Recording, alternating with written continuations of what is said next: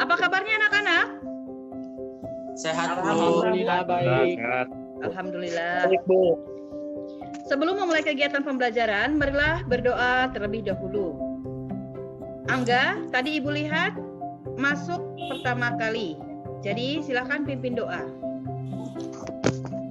Mulai pelajaran, alangkah baiknya kita berdoa. Berdoa dapat dipersilahkan.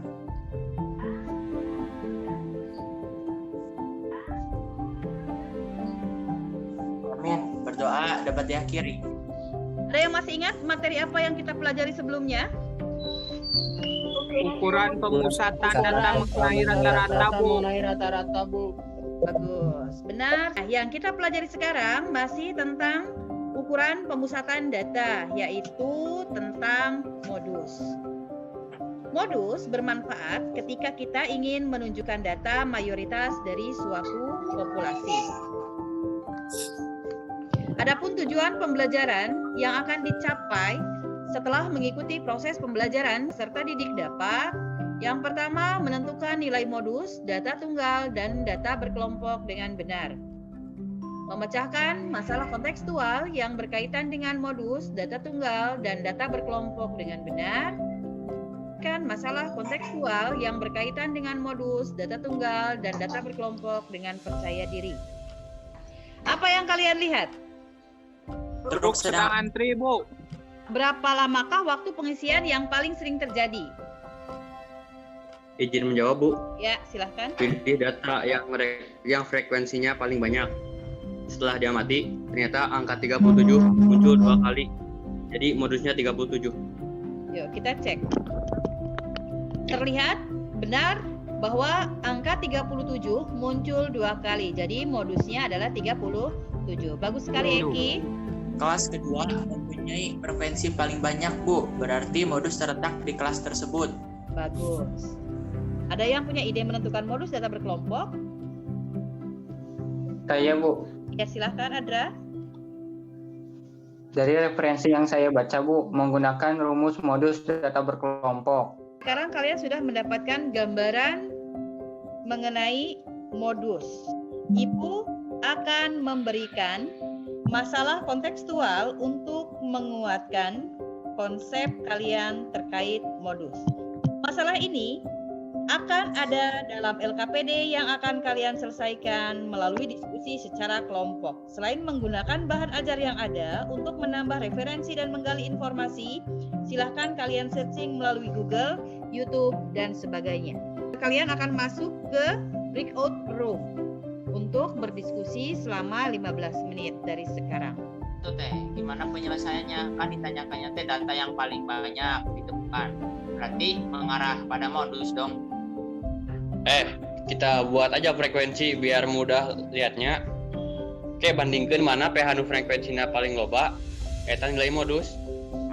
Nya distribusi frekuensi, tapi katinggalna frekuensi paling loba di kelas 2. Berarti modusnya di kelas 2. Kumaha nyarina? Untuk menentukan modus pada data berkelompok, langkah yang harus dilakukan terlebih dahulu adalah menentukan kelas yang bermuatan modus, yaitu kelas yang memuat frekuensi paling banyak.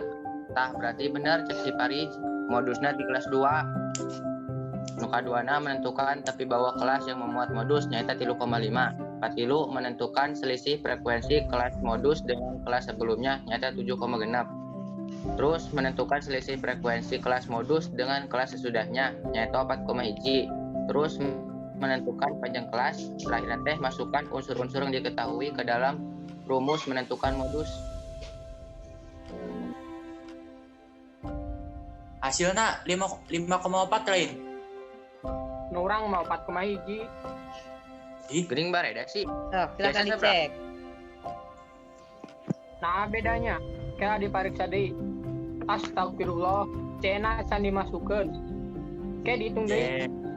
Waktu diskusi sudah habis, silakan masuk ke room utama. Silakan perwakilan kelompok mempresentasikan hasil pekerjaannya. Assalamualaikum warahmatullahi wabarakatuh. Waalaikumsalam warahmatullahi wabarakatuh. Saya Muhammad Imam Ramadan, perwakilan dari kelompok 1 akan membacakan hasil diskusi saya bersama kelompok saya. yang ditanyakan adalah modus, maka alternatif penyelesaiannya data tersebut disusun dalam tabel frekuensi. Demikian jawaban dari kelompok kami. Bagaimana teman-teman? Bagaimana tanggapan dari kelompok yang lain? Setuju dengan jawaban kelompok 1? Sekarang kita akan lanjutkan untuk mempresentasikan soal nomor 2. Assalamualaikum warahmatullahi wabarakatuh. Yang ditanyakan adalah modus data berkelompok. Maka alternatif penyelesaiannya adalah dengan menggunakan rumus modus. Jadi, jumlah hari pasien paling banyak dirawat di rumah sakit selama 6 hari. Bagus sekali, Dina. Bagaimana dengan kelompok yang lain? Selanjutnya. Oke, Assalamualaikum warahmatullahi wabarakatuh. Waalaikumsalam warahmatullahi wabarakatuh. Kemudian diminta membandingkan desa mana nih yang lebih makmur.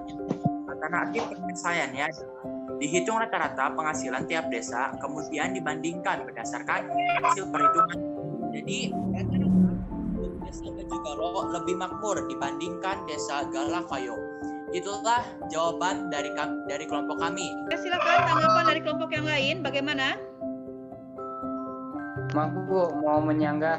Ya, silakan Adra. Dari perhitungan diketahui bahwa nilai linean penghasilan desa Majugalo jauh lebih besar daripada desa Galak-Galo. Namun, kemakmuran satu desa tidak serta-merta dipengaruhi oleh penghasilan rata-rata penduduknya. Parameter yang lebih cocok digunakan adalah seberapa meratakah tingkat penghasilan desa tersebut. Dalam kasus ini, saya lebih setuju untuk menggunakan kata kebanyakan desa Galakayo berpenghasilan lebih dari 3 juta, sedangkan desa Majugalo tidak merata penghasilannya, sehingga desa Galakayo lebih makmur daripada desa Majugalo. Hal ini berarti ukuran modus lebih cocok digunakan sebagai wakil data daripada ukuran mean. Oke, bagus sekali. Ada pendapat dari kelompok yang lain? Maaf Bu, Ya, izin menjawab Bu. ya, Saya sekelompok dengan Angga. ya. Sebetulnya kami masih ragu menggunakan rata-rata atau modus, tapi agar mudah membandingkannya, akhirnya kami putuskan menggunakan rata-rata Bu. Untuk tingkat kemakmuran akan lebih sesuai menggunakan modus, ya. Setiap kelompok sudah memaparkan hasil pekerjaannya dan disetujui kebenarannya oleh kelompok yang lain. Sekarang silakan dari kalian ada yang bersedia untuk membuat kesimpulan dari apa yang kita pelajari hari ini. Modus adalah data yang paling sering muncul, dan nilai modus data berkelompok merupakan pendekatan dari nilai modus jika diamati satu demi satu. Bagus sekali, Sudah, Bu. Raka.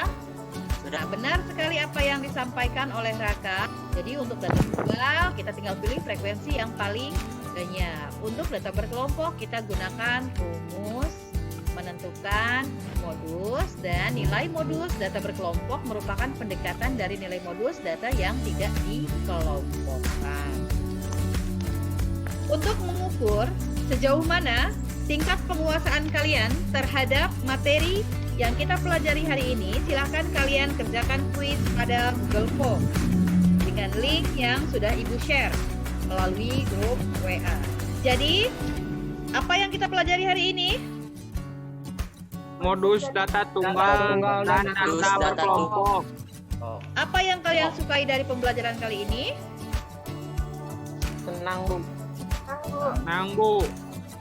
Baik, alhamdulillah. Semoga kalian memperoleh manfaat dari apa yang kita pelajari ini dan memperoleh keberkahan dari ilmu yang kita pelajari. Terima kasih hari ini sudah mengikuti kegiatan pembelajaran dengan penuh semangat dan antusias. Untuk penugasannya, silakan kalian cari permasalahan yang ada di sekitar kalian terkait modus, kemudian selesaikan dan hasilnya kalian kirimkan melalui grup WA. Untuk materi yang akan datang, kita akan belajar tentang median. Ya. Sebagai penutup, silahkan salah satu dari kalian untuk memimpin doa. Sebelum mengakhiri kegiatan, alangkah baiknya kita berdoa. Berdoa dapat dipersilahkan.